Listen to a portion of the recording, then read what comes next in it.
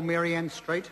Thank you, Mr Speaker. I would find it easier to take a lecture from the member who has just sat down if I was persuaded that she cared about some of the people whose lives are quite literally, Mr Speaker, in her hands. If she cared enough, then perhaps she wouldn't be taking a 6-week stint on full pay to go to America later in the year to attend something that may or may not enhance her ability to do her job. If she had any sense of urgency around people who live on benefits and those who are unemployed, then I might have some sympathy for her. I might have some sympathy, but I don't get any of that from anything that member says. Mr Speaker, a plan is a systematic timetable that moves towards a goal. A plan is a systematic timetable that gets people towards a goal. And it's very clear that the government doesn't have one. The government simply has a vacuum where a plan should be.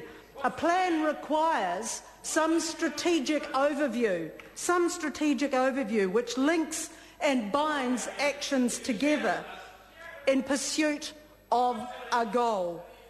And that means having enough of a vision, Mr Speaker, to join the dots, to be able to see how one portfolio relates to another, how one decision impacts on another, to be able to guide those in concert to achieve the end goal. Mr Speaker, we don't have a plan from this government.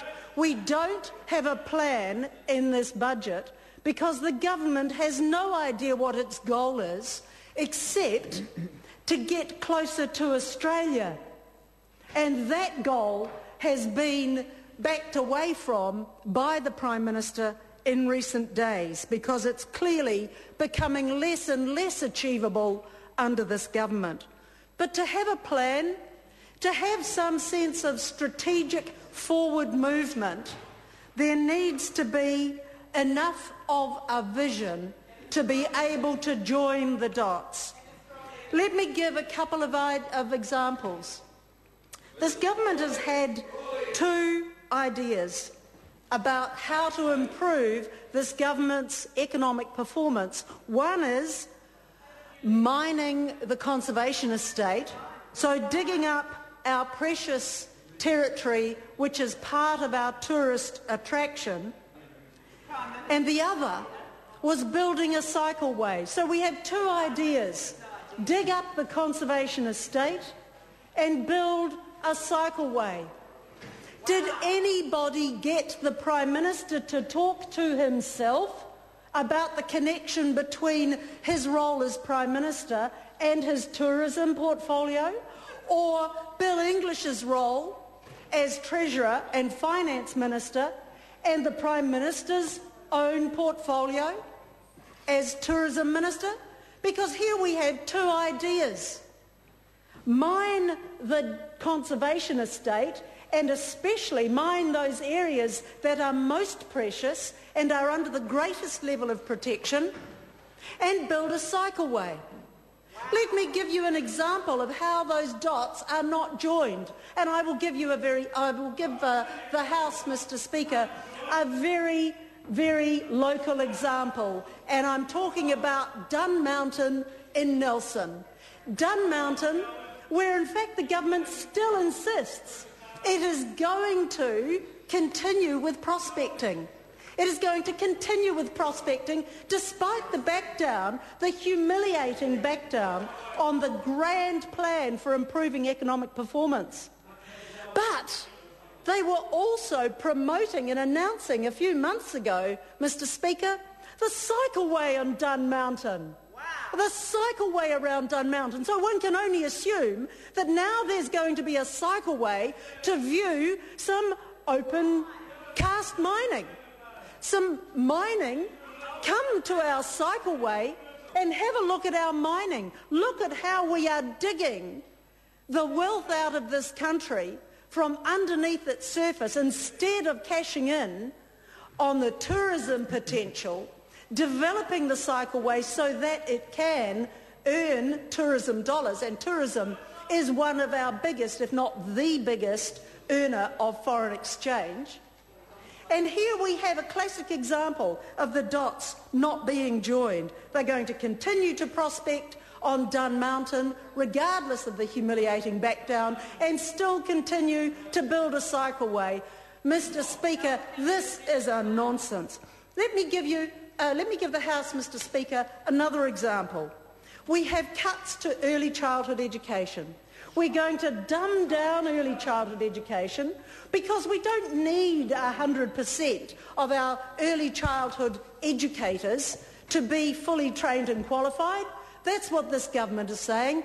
We don't need our 3- and 4-year-olds to have the best start possible,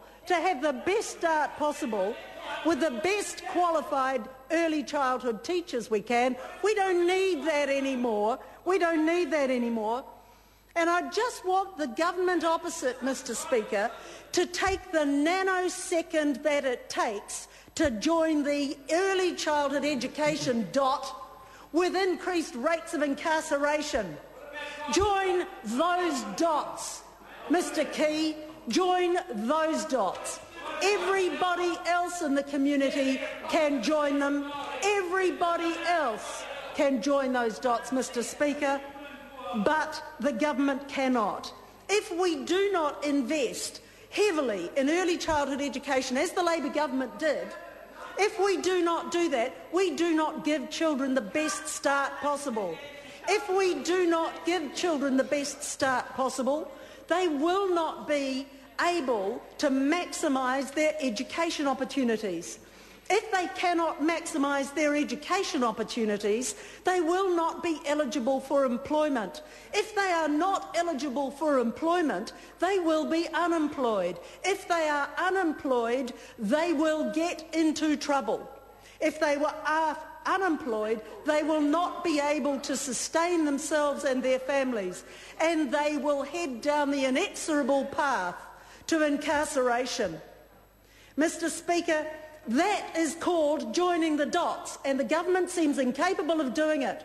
So what we have in these estimates, Mr. Speaker, is the very real potential that the largest vote in a very short time, the largest vote that this government will expend from general taxation will be corrections.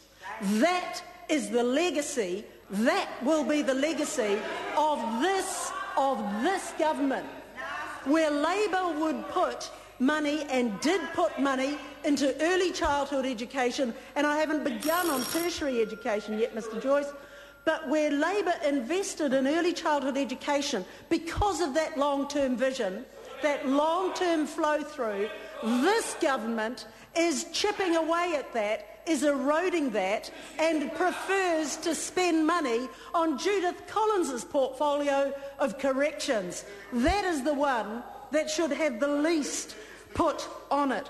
Let me give one further example, Mr. Speaker, and it relates to my own shadow portfolio of trade. Somehow Mr. Key cannot join the dots between an attack on workers' rights in New Zealand and putting the Trans-Pacific Partnership in jeopardy. Let me try to join the dots for the Prime Minister. If he is going on the attack on union rights, on access to unions, access to workplaces by unions, if he's going on the front foot in order to shore up his redneck contingent, then he needs to realise that the Council of Trade Unions in New Zealand does not operate in a vacuum. It operates in an international movement. And for that Richard Trumpka visit, Richard Trumpka from the AFL-CIO, who was going to visit here, has now pulled his visit because, the member opposite says, who cares? The Prime Minister ought to care, Mr. Henare. The Prime Minister ought to care because it's about Trans-Pacific Partnership. And that was exactly what his visit was about. That's exactly, well, that member That member ought to speak to his more senior colleagues, because I think they do understand it. But the person who doesn't is the Prime Minister. There is no plan, no joining of the dots, and no